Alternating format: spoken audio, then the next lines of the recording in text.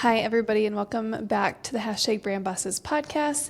Thank you so much for being here. Today we have Nicola, a serial entrepreneur who built and sold her first company within 3 years and is a co-founder and CMO of CLIQ, a social networking and community app on a mission to bring real-world connection back to the digital space through interest-based communities and IRL events. CLIQ currently has a following of 42.6K engaged individuals looking for community. She previously founded MY REV, a beauty booking platform that was named one of the fastest growing beauty tech startups in 2021 and was acquired by Revolution Beauty in 2022. With a deep passion for community building, Nicola is committed to reshaping the way we connect online by creating safe, engaging spaces that drive meaningful offline interactions. Welcome to the podcast. Thank you so much for having me. Yes, and so we have a little bit of London in the house today.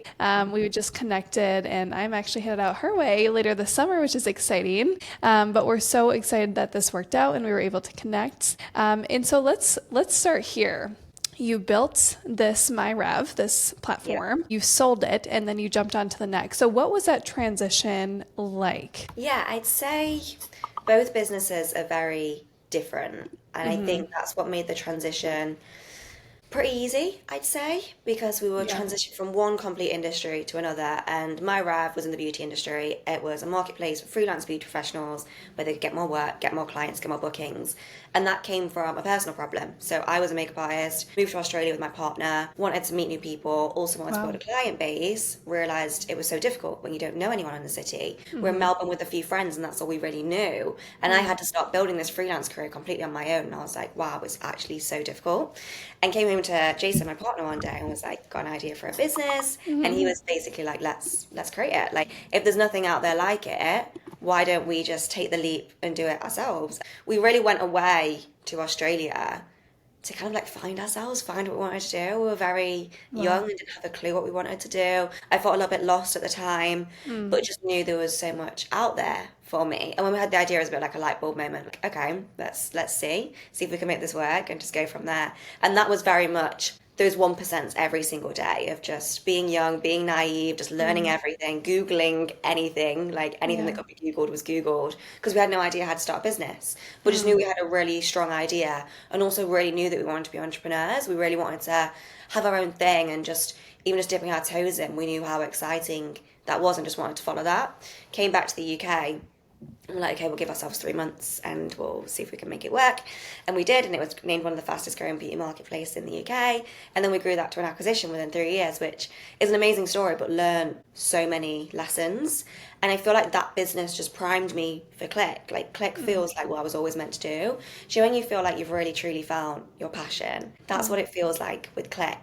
The transition, I think at the beginning was a little bit like, okay, we've sold this business, we scaled it in 3 years, amazing, so proud of ourselves, but like now what do we do? Like we're still really young. Like, I feel like you've lost your identity a little bit, even though you're so proud of it. It's like when you introduce yourself in a room, you always introduce yourself as what you do. It just happens, it's second nature.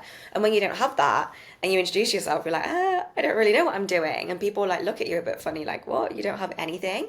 So it was a really weird time for us.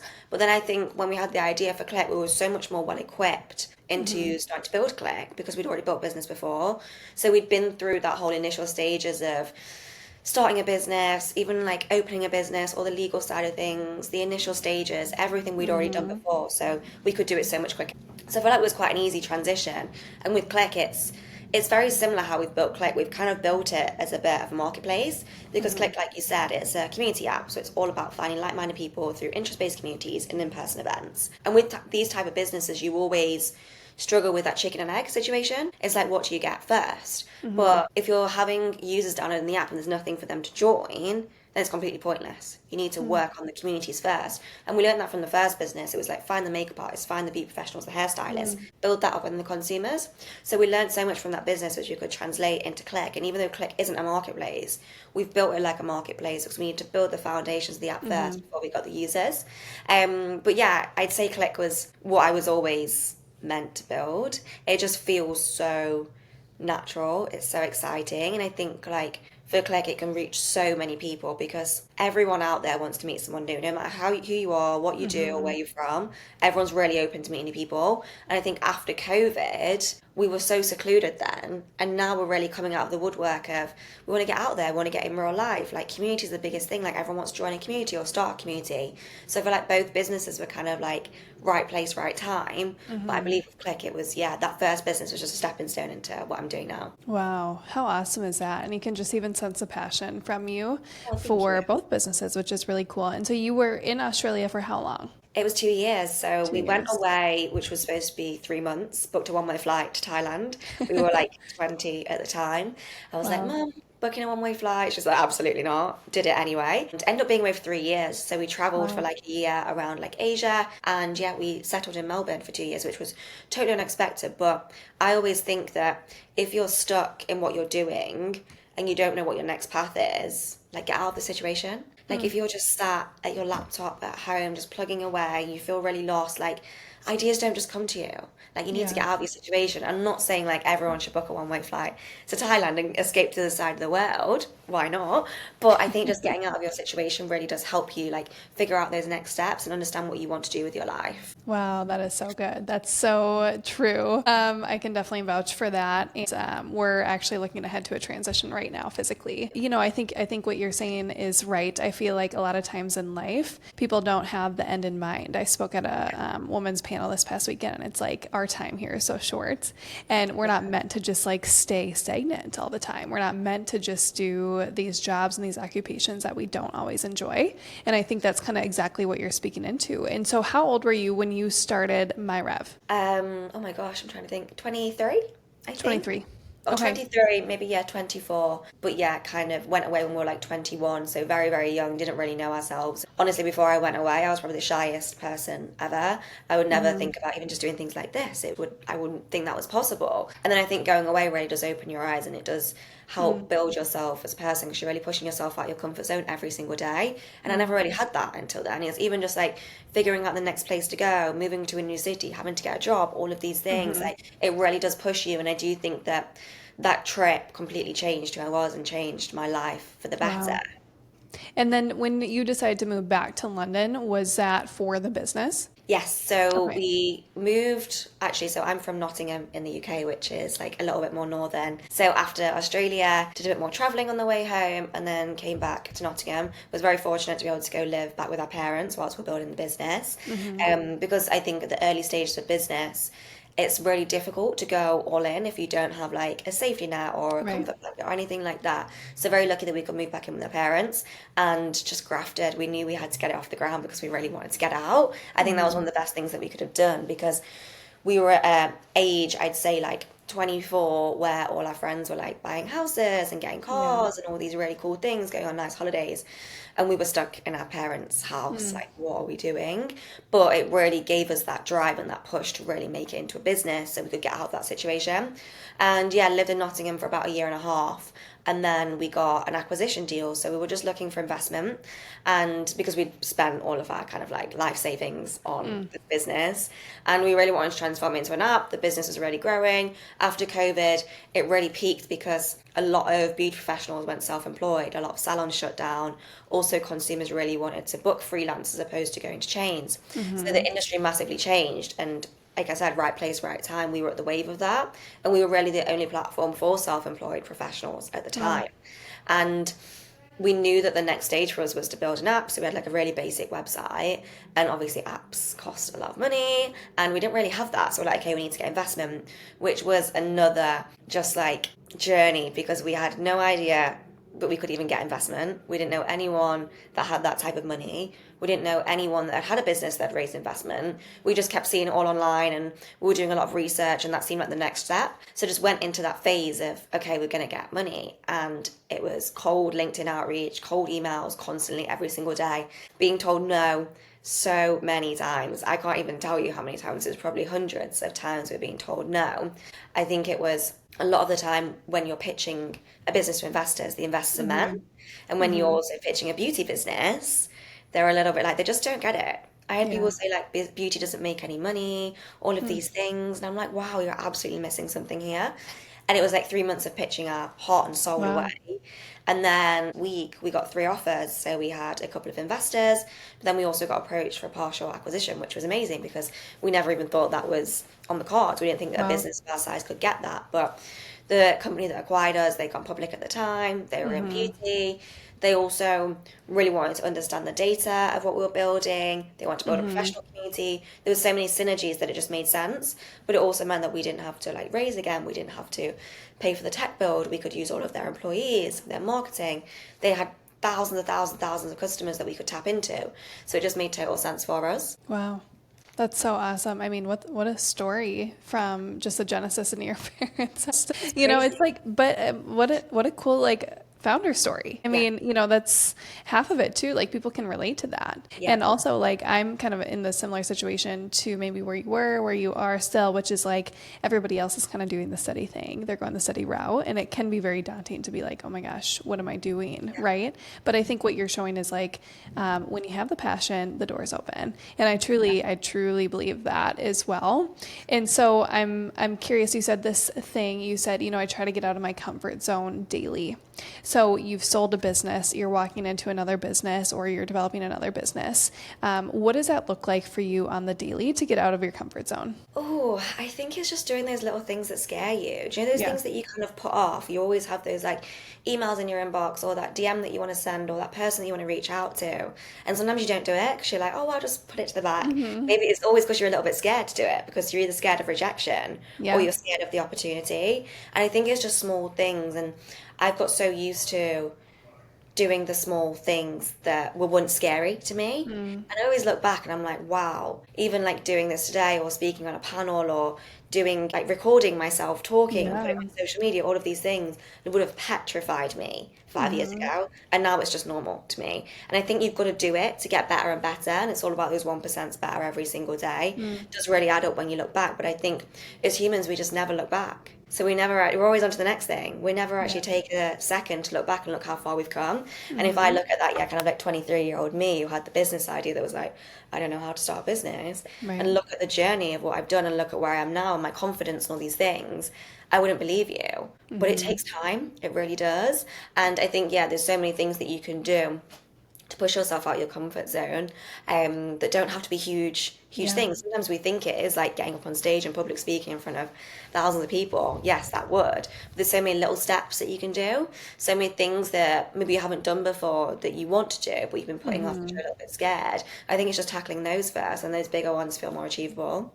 I think that's so good. And I think sometimes, though, it does take like a physical move. It takes a big move or acting big, just like you did. I think, sometimes we just get so stuck in our existing ways and our daily, check in, check out. And it's like sometimes you literally have to get up and just change your life one day. And I think that's so cool that that's a part of your story. Like, I think that's honestly so inspiring for people to just be bold like that. Yeah. It's scary, and I think especially as women as well, we're not really taught these things. Like we have so few role models compared to men. Men have so many role models that are just like ballsy and go for it and ask for all the big things. But as women, we've always been told to like, I don't know, just stay quiet and not really do much and just sit there. Whereas I think now there's a lot of people that are showing women that you can do it if you put your mind to it. And like everything is achievable. Like if you really want something and you're willing to work hard of it and you believe it's going to be something, then something will happen. I'm always like a big believer in like the universe is going to have your back in somewhere or another. Like the path's there. Sometimes you don't know where the path's going or which the path is, but it's always there for you. And I think you've just got to take that first step. But once you take that first step, then everything else feels so much easier. No, I completely agree. And I started my business when I was 22. And, it was just, same thing. It's like people are looking at you like you're crazy, but it's like, hey, you know what? Life's too short in my mentality. And so as you grew My Rev, I want to stick on this a little bit before we shift to CLIQ. How did you grow? You mentioned you were a beauty professional yourself. How did you get people to utilize the app in those early days? Yeah, I think what I was really good at was looking at it from the beauty professional's point of view. So I knew where the beauty professionals were hanging out because I was one. So I knew about all the online forums, the groups, all these like places that people go to find work. So we utilized those networks really in the early days, and we were finding those communities, which at the time we didn't even really know there were communities of beauty professionals that were looking for work. So that's how we grew the kind of like beauty professional side. And then we did it by location by location. So what we did is we tackled each city by city. So we'd find all the beauty professionals in the area, get them to sign up, get them to create their profile. The USP of us over the platforms was like everything was yours. So your pictures, your reviews, your pricing, you could really put your best foot forward. It wasn't that we were kind of like a concierge service which would send anyone out to you and it's our price and we take massive commissions. It was more that you as the beauty professional could put your best self forward in front of the clients. So if you wanted to charge £30 for a makeup appointment, you could, or you could charge £300, completely down to you. So we built that community of beauty professionals in each area, and then we started to do the drive for users. A lot of it was organic social media, building our own Instagram following, getting a lot of shareable content. I think beauty is something that's massively shared on social media, which is so good because you can get so much content from it. And I'd say the other thing that we did was events. So we would do kind of like pop-up beauty bars at different events where we'd have makeup artists there, whether it was like a ladies' day kind of event or something like that. People can get their hair and makeup done, and that would grow audiences in those kind of local areas. Press as well was also a really good one for us, and it was more that founder story press that we found really good. So showcasing that we'd come from a background of no business experience, living in a small town in the UK. We'd been away for 3 years and we'd come back with a business idea. That was kind of like our thing. And I think that's what really helped us propel the business forward. Wow, that's so good. There's so much in that for any founder or wannabe founder. And so I'm curious, how did you monetize My Rev? So it was through commissions. Okay. So we put a Gotcha. commission on top of any booking. So we'd have like booking fees, and we'd also have commissions to the beauty professionals. And then if we were doing events and brand partnerships, we'd get paid from brands for that as well. Okay, awesome.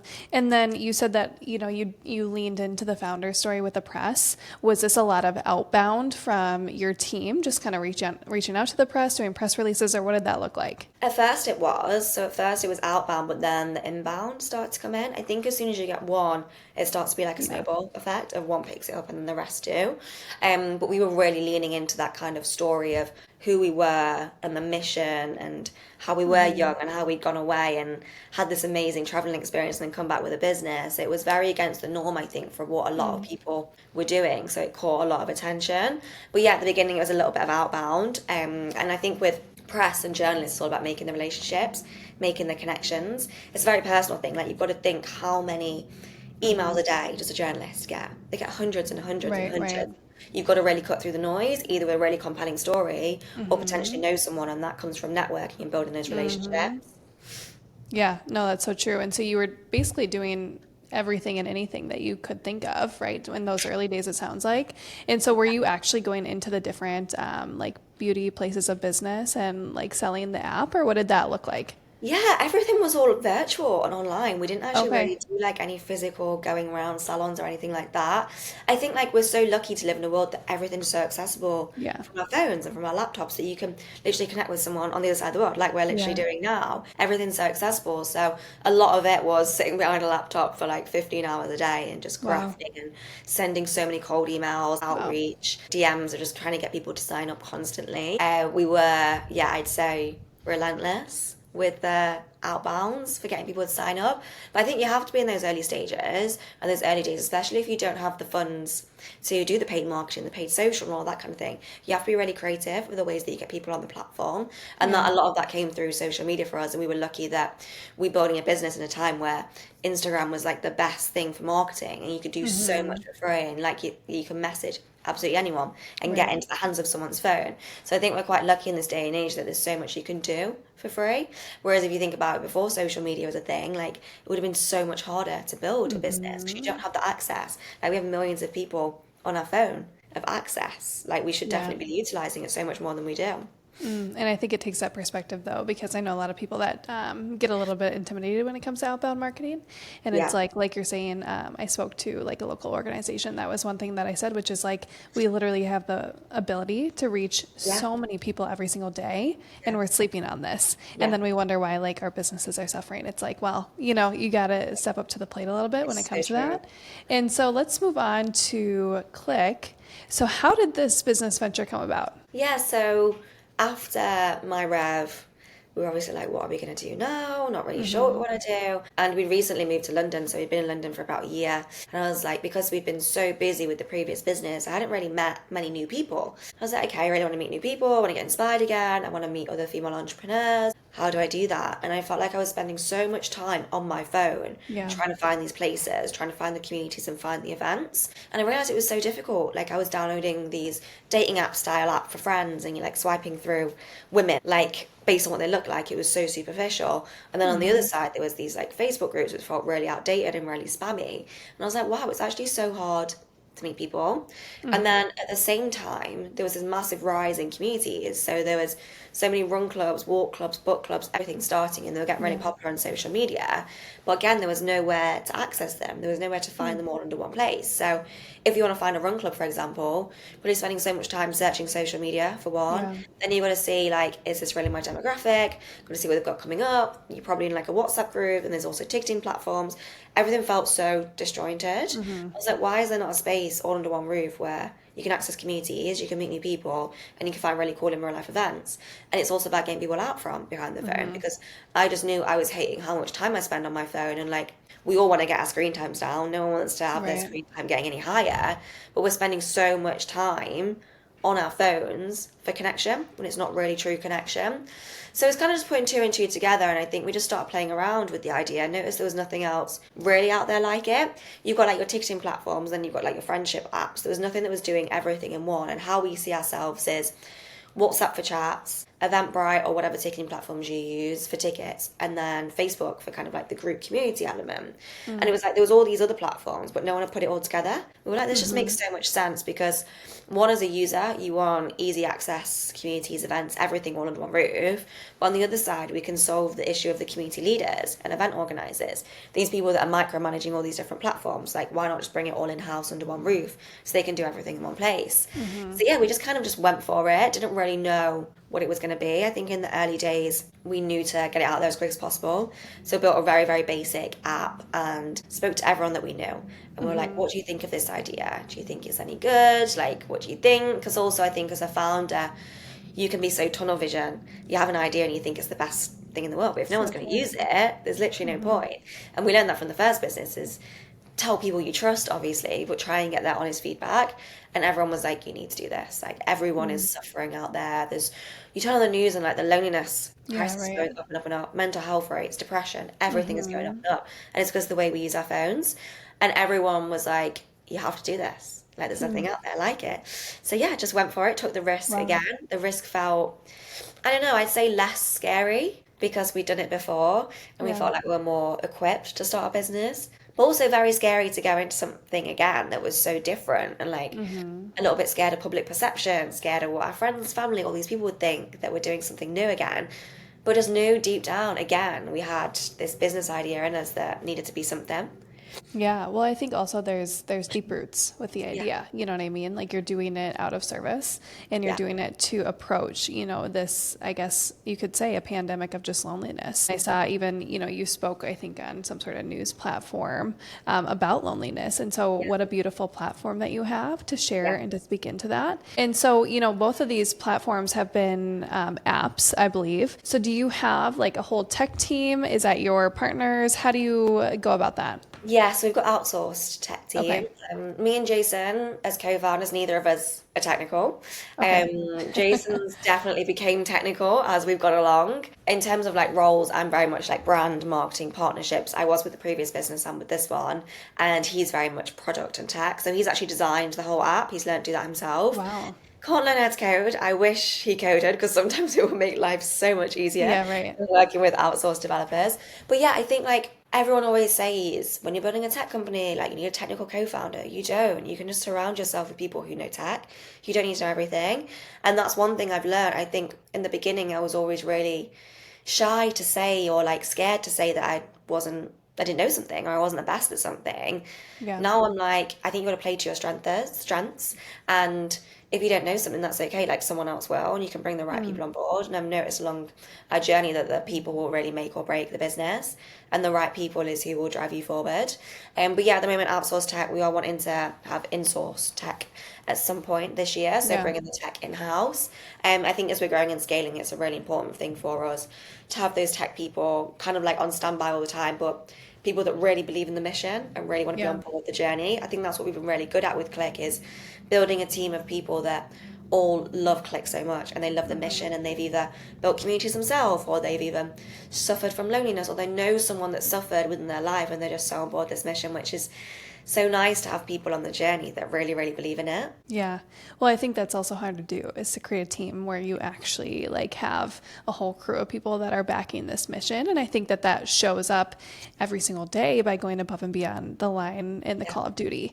And Yeah. so how have you built this team? Have you just like when you're onboarding, you just really kind of instill this in the team? How have you done that as a founder? Yeah, I think we were quite lucky with our first couple of hires that they were app users. So they were users that built communities themselves on the app. And we weren't hiring at the time, obviously very early stages. It was just like myself and Jason. And yeah, we found someone that basically had built one of the biggest communities on the app and was looking for a job. And we were like, okay, perfect. Like, this makes so much sense. Like, what better person to build a community than someone who's already built communities and can teach Yeah. other people how to build community? So our community manager was someone that actually has built their own community, which works so much better for us. And same with our other hires. It's kind of like came to us in weird ways. And I feel like when you're aligned with what you're doing, the right people just come along somehow. And it's very difficult. Like, we've done it before. You put a job advert out there for a role and you get hundreds and hundreds and hundreds of applications. It's very hard to filter through those. Things get missed, all of these things, and you just don't know if your perfect candidate's in there. Whereas sometimes, like, it's just attracting the right people. So with your messaging, it's like building more of a personal brand, being prominent on LinkedIn, being prominent on our socials, all of these things. We start getting messages all the time, just like people sending their CVs and saying how much they love CLIQ, how they've used it, how it's helped change their life. Like, we had a girl that messaged the other day and she was like, I moved to London 2 months ago and your app has completely changed my life. I didn't know anyone. I found out about CLIQ through socials and now I have the best social life. And I'm actually looking for a job. I'd love to like have the opportunity. And it's like, wow, when you're building something so purposeful and meaningful, people want to be part of it. And that's so nice to see. So a lot of our hires have came from people using the app themselves, loving it, and being like, I want to work for this company, which still blows my mind. Every time we get a message saying someone wants to work for us, I'm like, wow, this is so cool. Because I know what it's like when I was young, and I'd look at all these amazing companies and you'd be like, oh, I'd love to work for them. And now it's like we're putting ourselves in that position where people want to work for us. I'm like, wow, it's just amazing. It gives me goosebumps. Wow, that is so cool. And I also think like your founder story matters so much. I think we kind of breezed over that a little bit in terms of press, but it's like I know so many girls that have even just like come to me, and that's a huge thing that they say, you know, I want to join because I want to learn from you. And I think when you truly are rooted in your purpose and you're in alignment, like we're talking about, like people do feel that and they're attracted to that, the right person at least, which I think is so awesome. But I want to go back to a little bit about the app quick, because I know some of our listeners are entrepreneurs and potentially are pursuing this. So how do you go about finding like someone who builds an app, like that tech professional? Is that something that you're going on some sort of like Upwork or Fiverr, or are you like going a completely different direction? Yeah, so we actually use recommendations of founders that we know. So we went to our network of founders that we kind of built up in London and asked them for recommendations. I think with tech, there's so many people out there, there's so many agencies, there's so many great developers. It can be very hard to find one that's right for you. So I think recommendations is key. If you can get a recommendation from someone, that really helps. I also think if you do find, say, an agency or a developer that you really want to work with, look at their previous clients and then go and speak to them. And the agency that we chose, client had actually still been working with them 3 years later. Well, that's a really, really good sign for someone to still be with the same tech people For sure. 3 years later. Because you scale so much and grow so much in 3 years. And we didn't want an agency that could only do those early stages and couldn't handle the growth. Or we didn't want one that could handle the growth but wasn't that bothered about the early stages. You want someone to grow with you. So I think it's really important to go for recommendations. LinkedIn can be amazing. I love LinkedIn. I think it's one of the best tools out there because it's like you can get direct into someone's inbox on their phone. Whereas I think like cold outreach and emails, like it takes a lot longer. The amount of emails we end up getting and we don't look at them. Where LinkedIn is like such a personalized way to speak to someone, but it's also really professional at the same time. So I think the more that you can be on LinkedIn, the more you can be actively looking for agencies, developers, tech people on there is really helpful as well. That's such a good tip. And you are kind of a little bit of a LinkedIn influencer. I saw when I checked you out, which is kind of fun. You have what, 11,000 followers? I know it actually came from like not from nowhere. I've always been working at it very, very hard, but I think LinkedIn is something that I never really checked the followers. I think you Yeah. see your Instagram followers and you see TikTok, all Right. of this thing, and like you don't really see your LinkedIn followers. I noticed that yeah, my posts are doing really well, and I was like, this is really cool. I'm going to tap into it and just keep going, and actually really enjoy it. Yeah. And then the next minute, I had 11,000 followers, and I was like, wow, it's That's actually really amazing. working. Yeah, well, I actually think it makes a lot of sense because there's not a lot of people, I feel like you or founders that have taken advantage of LinkedIn yet. I truly think it's such an untapped platform. Yeah, I it keep directing a lot of our clients towards it because is. I think there's so much potential there. So I think it's really cool. And so do you post pretty often on LinkedIn, would you say? I'd say like a couple of times a week. Okay. And it's not even really, yeah, it's not really anything complex. I think Okay. it's just learning what your audience wants. And I think I've really Yeah. realized now the types of things that our audience likes. Mm. Like I even posted one today and it was like the things that I love about being a founder. I think Yeah. stuff like that's so relatable and people always talk about the hard things. They talk about Yeah. all mistakes that I've made, all of that, but no one actually really talks about all the fun stuff. So I think it's just thinking about like what people want to see and being that kind of like positive and inspiring voice for people, like talking about partnerships that we've done, talking about cool events that we do, speaking opportunities, like anything like that. You can post so much on LinkedIn. I think at the beginning it's very much trial and error, but also I think like it Yeah. doesn't really matter if you get something wrong and no one really likes it. Yeah. Like no one, Yeah. no one actually cares. Like we're Hmm. always thinking about ourselves. We're never thinking about other Right. people. And when you post something, you're always so conscious of what everyone else is thinking, but they literally just scroll straight past it. They're never going to remember. Yeah. So I think what's the worst that can happen? Like you can delete it if worst comes to worst. But I think it's all about trial and error, trying what style of kind of like writing and stuff works for you, but also figuring out what your audience wants and making it really engaging and shareable. And like LinkedIn's all about commenting and liking because if you comment on something, it shows on other people's feeds and it's really easy to go viral on LinkedIn as opposed to other platforms. I don't think many people realize that. Like it's the only platform where it will showcase everything that someone else has liked. So I think it's such a powerful tool, but I think, yeah, it's all about figuring out what your niche is and what your audience likes and just, yeah, doubling Yeah. down on that. Yeah, no, I think that was really well said. And, you touched on this a little bit, and I did see your post about, being a founder and some of the realities. And so I want to dive into this because I don't think enough people, especially female founders, talk about this. So, being 20, 22, 23, starting this app, morphing into this role of a founder, also working with your partner, like those are different, Yeah. those had to have been complex roles to navigate. So Yes. I'm curious, now you are a multi-founder or a serial entrepreneur, we could say. How has that been for you to grow into this role of being the founder, kind of the head of a company running this? Yeah, it's been tough. It Yeah. has been really tough. Like I think as a founder, there's so many good days and so many bad days, and it is kind of like extreme highs to extreme lows sometimes. And I always think like you're just one email or one message away from something that's going to completely transform your business for the Yeah. better or for the worse. And I think that is something that you have to always remember, like when you're having those bad days, like you just got to think, you just got to keep going. You've really just got to pick yourself up and keep going because you're the only one that can steer the ship. You're the only one that Yeah. can change the trajectory of the Right. business. And I think that does come with time. At the beginning, I probably wasn't the most confident in myself. And even when I'd be pitching or asking for partnerships, all of these different things, it'd be very different to how I've done it now.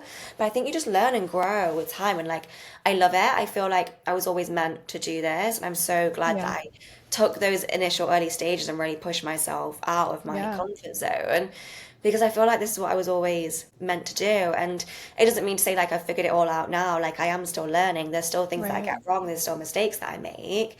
But I know now not to be too hard on myself because every mistake that you make is just a way to learn something new. I think you've just got to be so open to learning new things. You've got to be confident to like speak your mind. You've got to be confident to speak to other people and just network as much as you can. Like the biggest thing that's helped me with CLIQ, and I noticed that because with the first business, I don't think I put myself out there as much as I should have done. I don't think personal brand was really a thing then. It obviously Yeah. was, but no one was talking about it.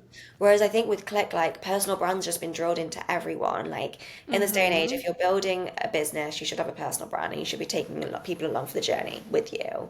And I just realized how many more opportunities have came to me with this Yeah. business.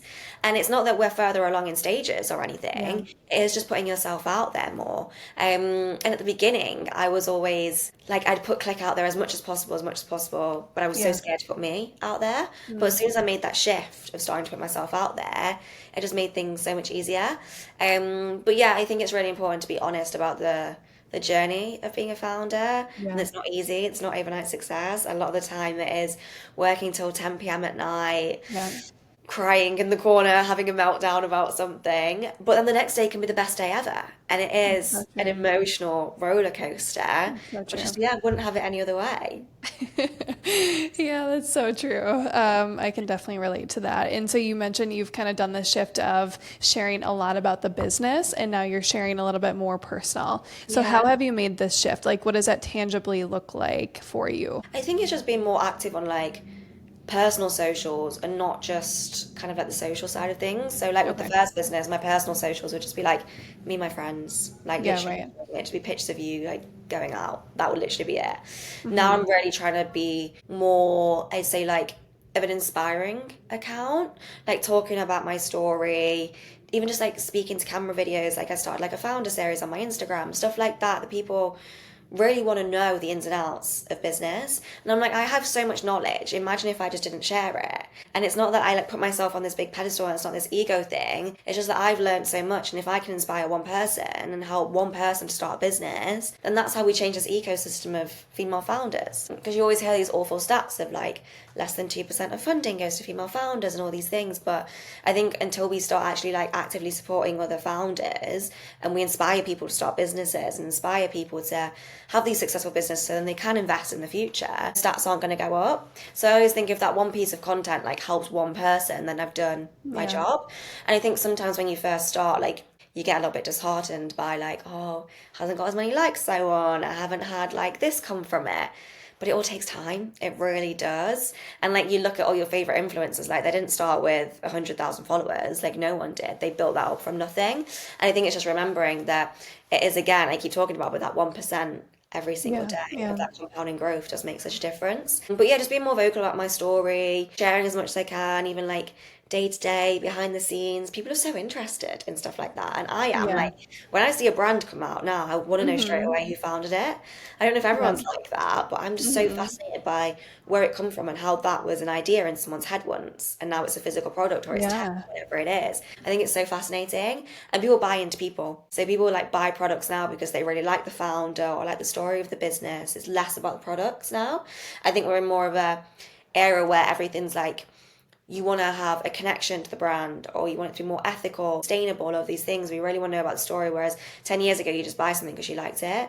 Now you really want to know about the mission and the journey. And I think the more as founders we can showcase that, the more it's going to increase our sales and our clients anyway. But it's also about just inspiring people. I completely agree with you. And something that I say too is like, you have to look at social media or your personal brand from a different lens. Like a lot of times we approach it very selfishly and Yeah. it's like, oh, I'm scared to post this. I'm scared to go out of my box, whatever. The Yeah. minute that you turn it to selflessly, you Yeah. know, and you have that mindset, like this could help someone, Yeah. that's when you are pretty much unleashed. And when I feel like the growth really comes. And so you and I are very aligned on like everything you're saying. I'm like, wow, like I feel like you're taking the words out of my mouth, which is awesome. But I completely agree with you. And so looking at your own personal brands, like what have been the posts that have done the best? I think it's those honest, raw ones. I think people want Mm-hmm. honesty now. They want to know. like the behind the scenes and the story. So I think it's those types of things that do really well. And not just always showcasing the good things, like showcasing maybe sometimes that you've not had the best week. And like it's so relatable because I always think sometimes if I'm like having a horrible day and then I go on Instagram and you see all these people like having the best day ever, it makes you feel worse. And then you see that one story and it's that one person that's like, oh God, this happened to me today. And you just feel so much better because you know you're not the only one. So I think it's always that like raw and relatable content that does so well and just taking people along for the journey. Yeah, I completely agree. I literally tell my clients that all the time, like bring people on your journey because people truly do want to see your day to day and they want to see the ins and outs of what you've built, even though sometimes we don't think so. And so CLIQ, have you raised funding for CLIQ? Yes. Okay. So we raised £500,000. Wow. That was early 2024, so just over a year ago now. And that was, to build kind of like most of the tech, the team, and just build the foundation for the business. But we're actually raising again now. So going through the whole investment process again, which is always exciting. It's a long process. I think when you first start raising capital, like you think it's going to be quick and you think it's going to be over in a couple of weeks. And then a few months later, you're still raising. It's a very long process, but it's so worth it in the end, especially when you get the right people on board. Yeah. And so how do you go, let's speak on that a little bit. How do you find the right people on board? Like, how do you go about finding the right investors? LinkedIn. Honestly, every investor, every partnership, everything has been through a LinkedIn message, a cold LinkedIn outreach. Because I think when you send someone a LinkedIn message, say you're looking for investment, they can see like your whole profile, they can see everything. And if you're really like up to date on LinkedIn and you're building your personal brand on there, they can see so much about you before they take that call. I mean, there's a lot of filtering through things. So you send so many requests and then some of them come back. Some of them don't, but that's fine. The ones that do come back, then you've got to filter through if people are actually a real investor. Like a lot of people do put investor on their LinkedIn profile and they have no intention of investing. So you've got to really kind of fish out who is right for you. But I always think when you get on that call and you have that gut feeling, the gut feeling's always right. If something feels a little bit off, it probably is. And if you get that gut feeling of like someone's a really good person and they're really interested, then you feel like it's going to go somewhere. But I think like you can't tell until you have that personal conversation with someone. And it takes time. Like it takes a lot of time out your day to be raising investments because it's constant outreach, it's constant back and forth, it's constant chasing up, it's constant pitching over calls, pitching in person, how that looks. Then you're waiting for people to make a decision. Like you've got to be really, really patient when you're raising investment. But yeah, my top tip is use LinkedIn to your advantage. It's like the best tool to just get direct access to those investors. Wow, that is so smart. I never would have probably thought about that. And we have never taken investment with my business. But, you know, it's such a good tip for anybody who potentially is going to start to raise money for their business. And so let's transition a little bit. So you work with your partner, Jason. And how has that been working with your partner? It's been amazing. Like, we actually don't have a bad word to say about it, which is quite rare. But I think we've been together for so long. So we got together when we were at school. So we've been together for like 15 years maybe. Like we've actually lost count. We don't really know. We don't have like an anniversary or anything because it's been that long. But I think when you get together when you're that young, you either grow together or you grow apart. And a lot of people do grow apart because they want different things in life. And also from when you're like 13, 14, like life changes so much when you're in your 20s, all these things that happen, like you become a completely different person. So a lot of the time you're not bound to stay with that person. But me and Jason have always wanted exactly the same things. We've always been really well aligned. And I think going away traveling was probably the best thing that we could have done because it kind of molded us into what each other wanted us to be. And I think when we had the first idea for the business, when we were in Australia, one, we had nothing to lose because we knew we were coming back to the UK with no job, no nothing. So we're like, why don't we try something? And pretty soon on, we realised that we worked really well together. We'd spent every day together whilst we were traveling for like 3 years. So it was like, it just made sense to then start a business together. And then like, I think just having very separate skill sets helps. Like I said, he's more product and tech, I'm more marketing. We're also very different personality types. But I think like when you have a business with your partner, like you just both have this like fundamental understanding of what's going on. You can both celebrate the wins. You can also both be really sad about the lows, and you're on that same level. Whereas sometimes you come home to your partner and you like, oh my God, I won a really big client today. And they're like, okay, cool. But you're like absolutely buzzing about it. They just don't get it. So with us, it's like we're both, which can sometimes be bad and good, on the exact same level of knowing what's going on. So yeah, you kind of share those highs, but you also share the lows, which can be bad. But me and Jason are really good at bringing each other up. If one of us is having a bad day, then we know that the other person can't really be having a bad day, and try and bring each other up. But no, I love it. And I think like it's so exciting to be building something together for both of our future. Like what more exciting thing is, all I can describe it is like we've had a baby, and I've not had children, and people that do have children will probably be like, please don't relate your business to a child. It's very different. But it's just something that you're both so passionate about, that you're working on every day, and that you're nurturing into becoming something. So it is really exciting. We don't really like argue or disagree. It's very, very rare. And when people actually don't believe us when we say that, like, how can you not disagree about things? But I think we're both so well aligned with what we want in business, but also so well aligned with that end goal of what we want and what we want our lifestyles to be. So it just, really works for us. Yeah. How amazing is that? And how inspiring too. And so how do you kind of turn it off? Because, being a founder, I can relate to you probably a little bit, where it's like the switch is always on 90% of the time. So especially in your relationship, how do you go about just stepping away a little bit? We don't really. We try. It's like if we went out for dinner, let's say, we're not going to sit and talk about all the bad things that's happened that week. Yeah, like work's still going to come up, but it's more the exciting things about the goals, all that type of stuff. We never go for dinner and it'd be like a meeting about something. We're very good at that. I think for us, it's all about like taking ourselves out of the situation. So like going for walks, like I said, going for dinner, just doing things on a weekend. Because you know what it's like when you're a founder, and now we work from home. When you sat at home, even if you're watching TV or something, you feel like you should be working all the time. It's just that mentality of like, our home is our office now. So I think with stuff like that, it's really important to just get out and do things, to take your mind off the business. Yeah, we always talk about it, but at the same time, it's our baby, and we're so passionate about it that we want to talk about it. So it feels weird if we weren't talking about it. But yeah, like holidays, all of these things, that we're really trying to be mindful of not thinking about the negatives. If we talk about the business, it's all about the positives, the inspiring things, and things that we want to do, and our goals, as opposed to sitting there and talking about like things that went wrong. Right. Well, yeah, I mean, I completely agree with you, and I relate to you. And I think you said something that's actually really smart, which is, you stay focused on the positive, because I think a lot of times as a founder, it can be very easy to just become obsessive about the problems and the challenges. And it's like you have an opportunity to stay focused on the positive, and that has ripple effects, even amidst challenges and things like that. It's truly about where you fix your eyes. And I think that you clearly are speaking to that, which I think is so important. Thank you. Yeah, it's hard to be positive all of the time, but I think if you're positive like 90% of the time, like your life will completely change. Like there are those days where you wake up and you're like, oh, I just don't feel like I can do this today. And that's okay, like just being kind to yourself and knowing that that's not going to be the same every single day. But I always think like, you just got to look at the positives. Like there's so many amazing things out there that are happening, and so many amazing things that you can do that you didn't miss out on if you're being negative. So I think positivity is like the key thing, especially as a founder, to keep yourself going and keep yourself motivated. So true. And so let's end with that. How do you stay motivated as a founder? How do you keep going? What inspires you? Oh, what inspires me? I love like reading books, listening to podcasts, all of that type of thing, like especially female founders, seeing how they did it, and realizing that these people that you idolize on social media or whatever it is, like they started from somewhere. And I was thinking, if that person can do it, then why can't we? So I'm very good at that. I'd say staying motivated, just like looking after myself, focusing on wellness, I think is really important.